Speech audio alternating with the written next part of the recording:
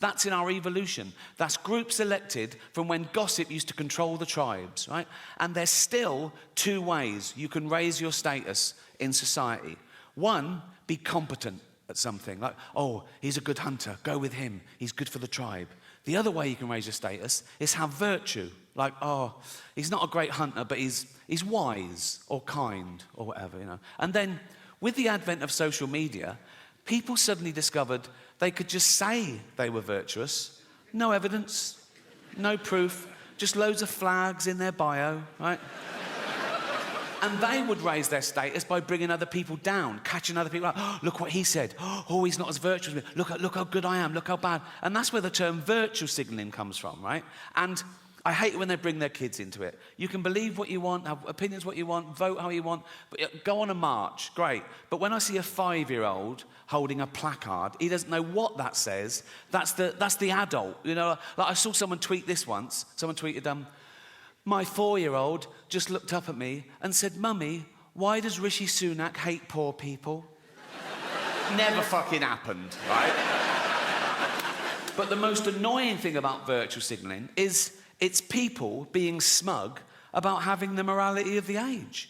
You're what you're like because of where you are and when you are. Like, it's not brave of me to be an atheist in this country, in this year. It would have been brave 200 years ago, or mental. Right? And it'll be brave in some other countries, or mental. Right? But people say things like, oh, I'm anti-racist. Yeah, well done. We all are. We know that's the way to be now, but it wouldn't have always been. Well, if you'd have been born in a different place or time, maybe you wouldn't. They go, no, I'd been anti-racist whenever I was born. Well, people say things like, they go, oh yeah, I'd have definitely hidden Anne Frank. Would you? Would you? Anne Frank comes to your door in the war, right? You open it, right? There's Nazis everywhere, right? She goes, can I hide in here? You go, what happened? Just face-palmed Anne Frank, like that. Whoa, wait. What happens if they find you? They murder me and you. Go next door. They've got a lovely big attic, they've got a typewriter, you're gonna... But I'm anti-racist, of course I am. But I'm willing to admit that if I'd have been born 300 years ago and I was white and wealthy, I'd have probably have owned slaves. Because I'd be nice to them, so shut up, right? I'd be, yeah. I'd be the best slave owner you've ever fucking... No, I'd dress mine well, I'd dress my slave... Yeah, I would. I'd dress mine in little suits, right? I'd go throw those dungarees away, put a little suit on her. All the other slaves looking at it, I go, you fuck... And I go, right, let's go to the pub, boys. Right? And all the white people go, you can't take your slaves to the pub. I go, fuck you, fascist. They're my slaves, I'll do what the fuck I want with them. We go in the pub, the barman will go, you can't bring them in here. I go, fuck, we're going to the saloon bar as well. We got little suits on it. You look good in your suits, boys. Wear socks. We wear socks. Suits. I go, I'm buying the drinks, put your money away. You haven't got any money, but you know what I mean? And then we're just having a laugh, teasing each other, just bants. Like, if one of them got a bit too familiar, I would have to punish him, just to keep the status quo. If he called me gammon or something, which is the only racial slur allowed now, isn't it? That's fine. You can call a white person a gammon. It's fine for some reason. You can even be ageist. You go, you fucking old gammon, and it's totally acceptable for some reason. But I'm going to reclaim the word. You know, like black people have reclaimed the N-word, I'm going to reclaim the word gammon. So I'm going to be in Carluccio's in Hampstead, right? With all my white friends, and we'd just be hanging going, how you doing, McGammon? Right? And if our black friend, Rupert, I said it was Hampstead, if Rupert came in and went, McGammon, I go, you don't fucking use that word. Do you know what I mean? Like, whatever it is, the remote control for the TV, working fine. Go back to it. What's happened in the last fucking 10 seconds? What? The phone signal where I live in Hampstead is shit. I walk around the mansion going, can you hear me now? And if you make a phone call in the lovely cobbled streets of Hampstead, you can have 5 bars, having a chat, lovely. Well, you go one step in the wrong direction. Do you know why the phone signal's so shit in Hampstead? Because everyone's posh there. And no one wants one of those pylons in their garden because they look shit and give you cancer. But I've said to the council, let's find a blind person who's already got cancer. Put it in their garden. Don't even fucking tell them. Don't even...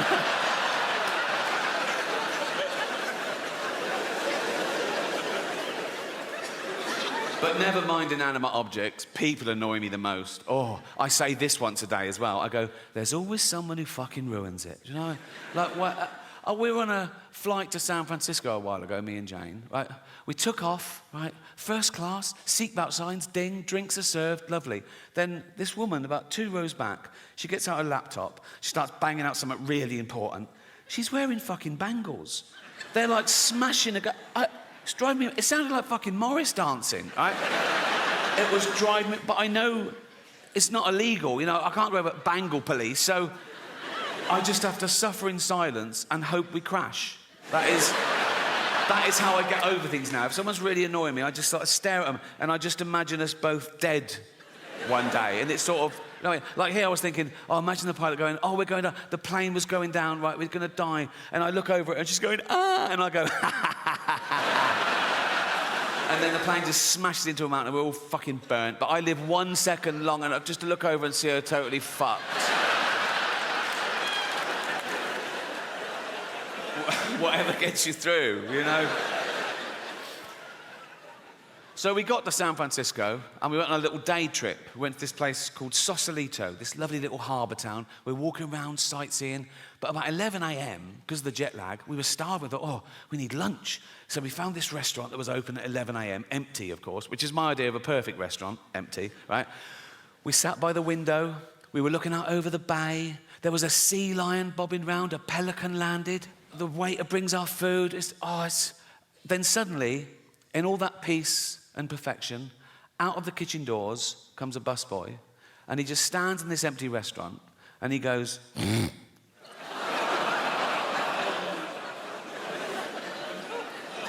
I looked at him, I looked at Jane. Jane didn't even look up. She just went, nothing we can do. Like that. So I'm all alone, right? And the sweat starts. I just get a sweat, right? I go, okay, he's going to do it again. He's going to do it again. Sure enough, I bang my fork against the plate and I just look at him like that. And Jane goes, he doesn't know why you're staring at him. I go, I want him to know. I want him to go, you okay? I go, not really. You know, you keep doing that, right? Jane goes, for heaven's sake, he's a busboy. He's at work. Let's just eat and go. So meal ruined, right? And I wasn't allowed to do anything, right? So this is how I got through the last 10 minutes of that meal. It's absolutely true, right? I'm eating. Every time I went, cunt!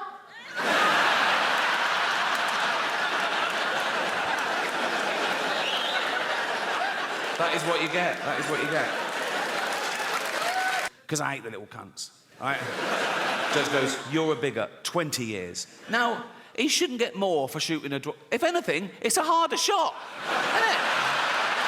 But if I was that judge, I'd go, what, you shot a dwarf at 100 metres, yeah? Fucking props, that is 5 years in the army. Get him in the army. I feel bad about that joke because I was reading about the tough time dwarves have had through history. Like, in medieval times, they used to torture them and kill them. They used to put them in barrels with spikes and roll them down the hill for a laugh, right? And then in Victorian times, they'd stick them in the circus and make them do dangerous fucking things. And then as late as the 1980s, right, I remember colleges used to have events like dwarf throwing, where they were like darts on a thing or dwarf bowling, and eventually someone said, what the fuck are we doing? Can we stop making dwarves do shit for our entertainment? And it stopped, and now it's back. Now they're in the Special Olympics. Now they've got, they're going, let's race them, and let's throw them in the water and see if they can swim. They can, so... It needs a bit of work, that one, doesn't it? I don't know. People don't realise how much goes into one of these tours. My last tour, I did 60 new material nights. Then I did like 25 work in progress shows. Then I did an 85-day arena tour around the world, honing it all the time. Back and we won, so fuck 'em.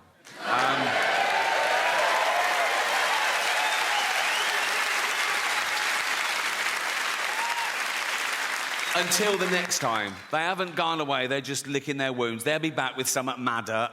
But remember who it is next time, right? It's always like these sort of educated, middle-class, privileged, elitist sort of people telling ordinary working-class people what they can and can't do and say and laugh, not realising how important comedy is to ordinary people. Like, when I was a kid growing up in Reading with nothing, right, humour was like a lifesaver. It was like a superpower, right?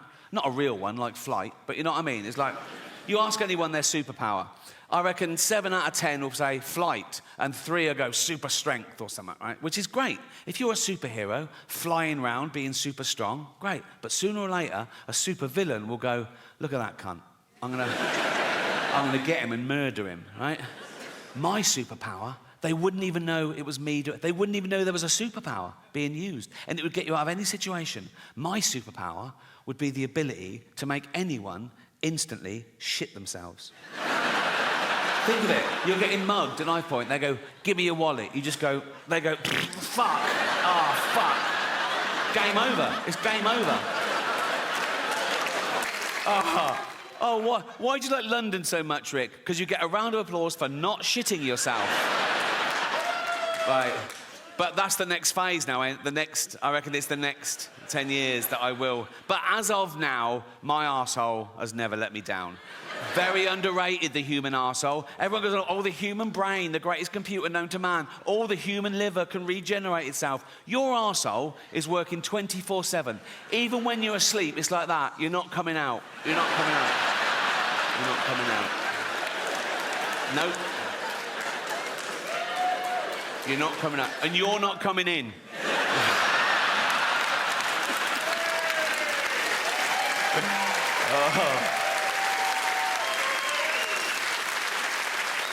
Because it's like a sewer in there, isn't it? But you've got a lovely little manhole cover. Think of that in real life. Walking along a pavement, it's lovely pavement. If that burst, and you know what's in a sewer, don't you? Piss and shit and cum and dead goldfish, and fetuses. In China, just the girl ones. Relax.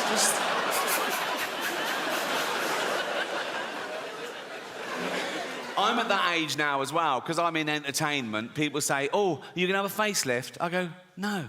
Have you seen facelifts? They're still just that. Like that. You know what I mean? You go to the doctor, and the doctor goes, do you want to look old or Chinese?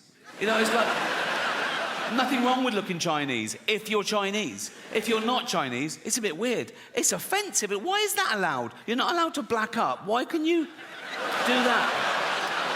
Maybe there are terms and conditions to make sure you're never that racist. Like the doctor goes, right, we've done the eyes, but never leave the house in a little lampshade, because...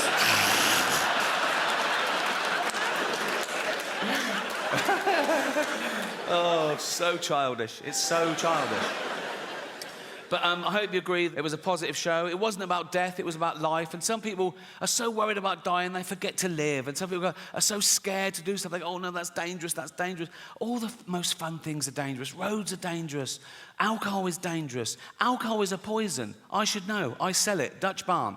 Right? So, yes. Right. Alcohol gives you brain disease, liver disease, kidney disease, heart disease, mental illness, but it does loosen you up at parties. So... Think of all the babies born through alcohol, yeah. Many of them deformed if the mother carried on drinking. But the good thing about being born deformed is, you... Hear me out.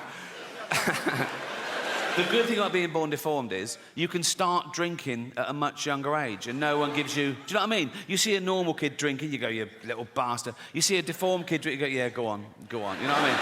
You know what I mean. You're 8 or 9, you've had 27 painful operations, you've met Ollie Murs, have a drink, you know.